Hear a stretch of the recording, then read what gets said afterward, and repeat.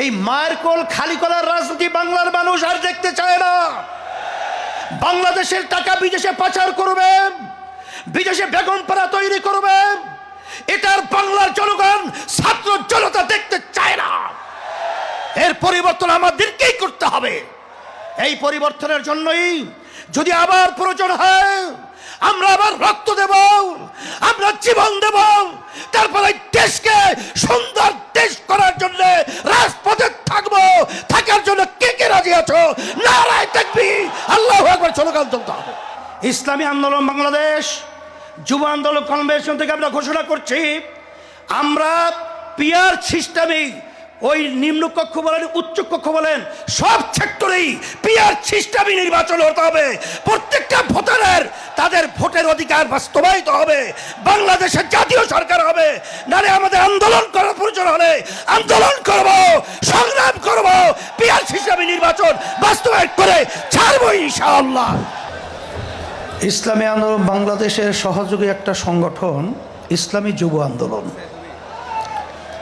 আজকে ঐতিহাসিক সরোয়ার্দী উদ্যানে আজকের যে যুবকরা যে সম্মেলন আমাদেরকে উপহার দিয়েছে, আমি বলবো ঐতিহাসিক ময়দানে ঐতিহাসিক যুব কনভেনশন। লক্ষাধিক যুবক উপস্থিত হয়েছে আমি যেটা অনুমান করেছি এবং যতটুকু তথ্য আমার কাছে আছে। আমি তোমাদেরকে ধন্যবাদ জানাই, কারণ আমরা যে আশা চিন্তা আকাঙ্ক্ষা নিয়ে আমরা যে মাঠে ময়দানে কাজ করছি তার আজকে আমাদের আশার অনেকটা বাস্তবতা তোমাদের কনভেনশনের মাধ্যমে তোমরা আজকে আমাদেরকে দেখিয়েছ।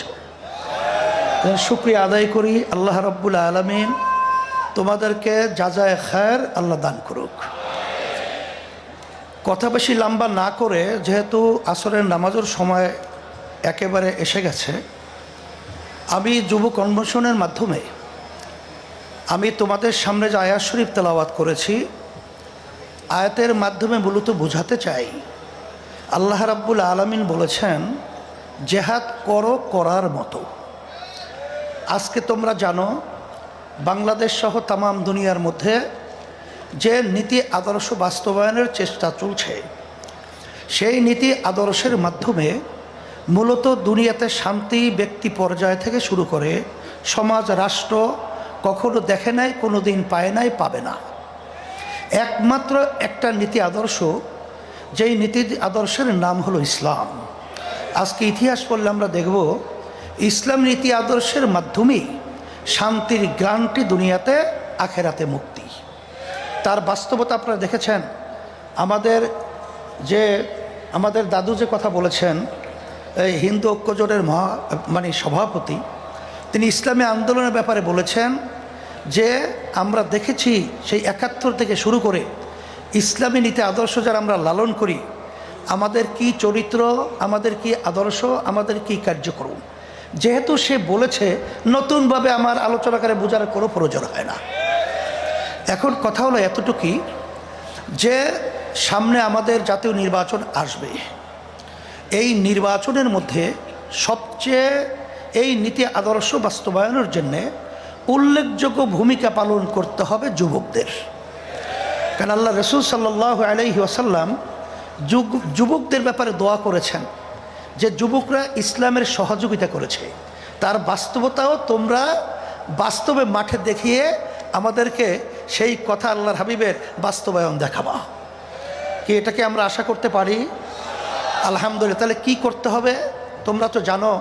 তোমাদের সভাপতি তিনি বলেছেন যে আমাদের কেন্দ্র পর্যায় পর্যন্ত আমাদের শক্তি বাড়াতে হবে।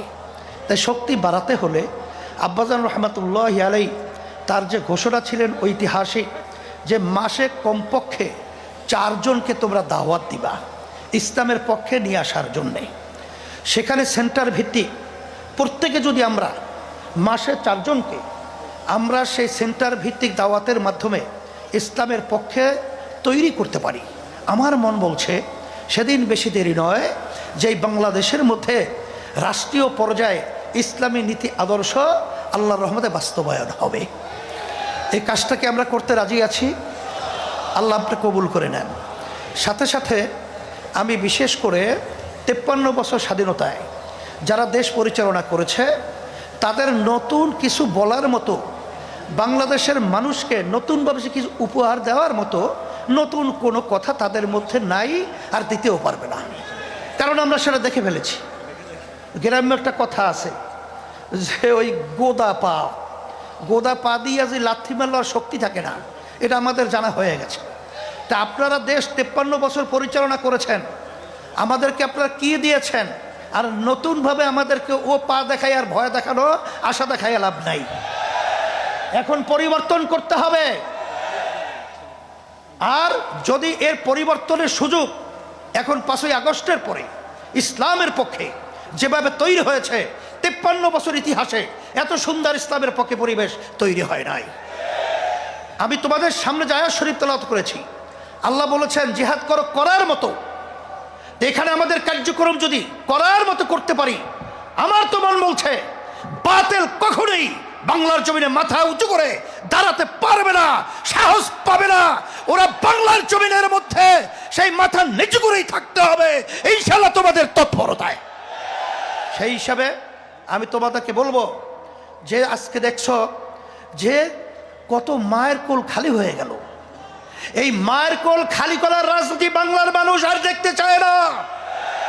বাংলাদেশের টাকা বিদেশে পাচার করবে, বিদেশে বেগমপাড়া তৈরি করবে, এটার বাংলার জনগণ ছাত্র জনতা দেখতে চায় না। এর পরিবর্তন আমাদেরকেই করতে হবে। এই পরিবর্তনের জন্যই যদি আবার প্রয়োজন হয় আমরা আবার রক্ত দেব, আমরা জীবন দেব, তারপরে দেশকে সুন্দর দেশ করার জন্য রাজপথে থাকবো। থাকার জন্য কে কে রাজি আছো? নারায়ে তাকবীর, আল্লাহু আকবার স্লোগান তুলতে হবে। সাথে সাথে আমি বিশেষ করে অন্তর্বর্তীকালীন সরকারকে বলবো, আমাদের যুগ্ম মহাসচিব গাজী আতাউর রহমান সহ বিভিন্ন দায়িত্বশীলরা বলেছেন যে আপনারা কোনো জনগণের ভোটে নির্বাচিত সরকার নয়, আপনারা হলো গণ অভ্যুত্থান, ছাত্র জনতা হাজারো হাজারো মায়ের কোল খালির করার বিনিময় আপনারা ক্ষমতায় এসেছেন। কিন্তু আপনাদের কার্যক্রমগুলো আমরা অনেকাংশে প্রশ্নবিদ্ধ। এটা আমাদের দুঃখ হয়। আপনাদের দুর্বলতা কোথায়? কে কি বলবে তা জানি না। যারা নাকি নির্বাচনের জন্য অস্থির হয়ে গেছে, পিআর নির্বাচন পছন্দ করছেন না, আমি বলবো এখন বাংলাদেশের মানুষ সজাগ হয়ে গেছে। আপনারা জরিপ করে দেখেন। আপনারা তো মনে করেন আপনারা অনেক তালগাছ হয়েছেন, আসলে আপনাদের মায়ের পায়ের নিচে মাটি নেই, মাটি কিন্তু সরে গেছে। এখন এই বাংলাদেশের মধ্যে আর এই চাঁদাবাজদেরকে, এই যারা নাকি জায়গা দখলকারীদেরকে, খুনিদেরকে, গুমিদেরকে বাংলাদেশের মানুষ দেখতে চায় না। পরিবর্তন করতে হবে। সুন্দর পরিবেশ তৈরির জন্য আমাদেরকে কাজ করতে হবে।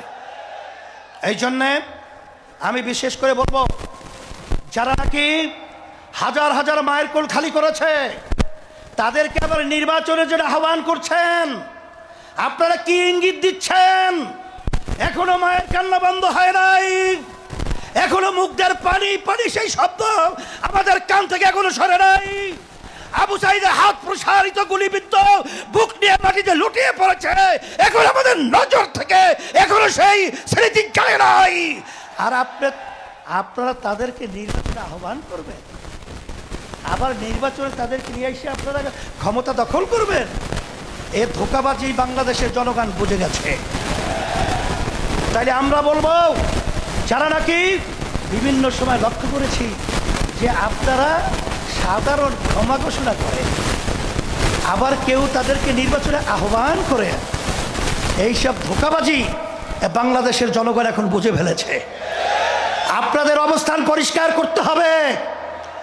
আপনারা এই স্লোগানের মাধ্যমে কাদেরকে খুশি করতে চান এটা কিন্তু বাংলাদেশের মানুষ বোঝে। আর এই পাশের আমাদের যে রাষ্ট্র রয়েছে, নিয়ম ছিল বন্ধুত্ব সুলভ আচরণ আমাদের সাথে করবে, কিন্তু তাদের আচরণে আমরা বন্ধুত্ব পাই নাই। তাদের দোষদেরকে খুশি করবেন, এবং তাদেরকে নিয়ে আপনার ক্ষমতায় যাবেন না, এটা কখনোই হবে না, আর হতে দেওয়া যাবে না। আর পিআর সিস্টেমের মাধ্যমেই বাংলাদেশে জাতীয় সরকার গঠন হবে। আপনারা কেন চাচ্ছেন না? আপনাদের ভয় কোথায়? আবার আপনারা এই নির্বাচন পদ্ধতির মাধ্যমে এককভাবে ক্ষমতায় গিয়ে আবার আপনার বিভিন্ন ধরনের আমাদের উপরে সেই স্টিম রুলার জুলুমের এটা চাপিয়ে দেবেন, এটা হবে না।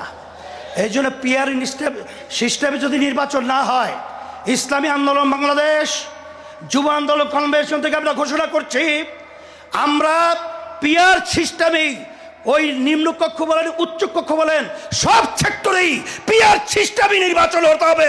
প্রত্যেকটা ভোটারের তাদের ভোটের অধিকার বাস্তবায়িত হবে, বাংলাদেশের জাতীয় সরকার হবে। নারে আমাদের আন্দোলন করার প্রয়োজন হলে আন্দোলন করব, সংগ্রাম করব, পিআর সিস্টেমে নির্বাচন বাস্তবায়ন করে ছাড়বো ইনশাআল্লাহ।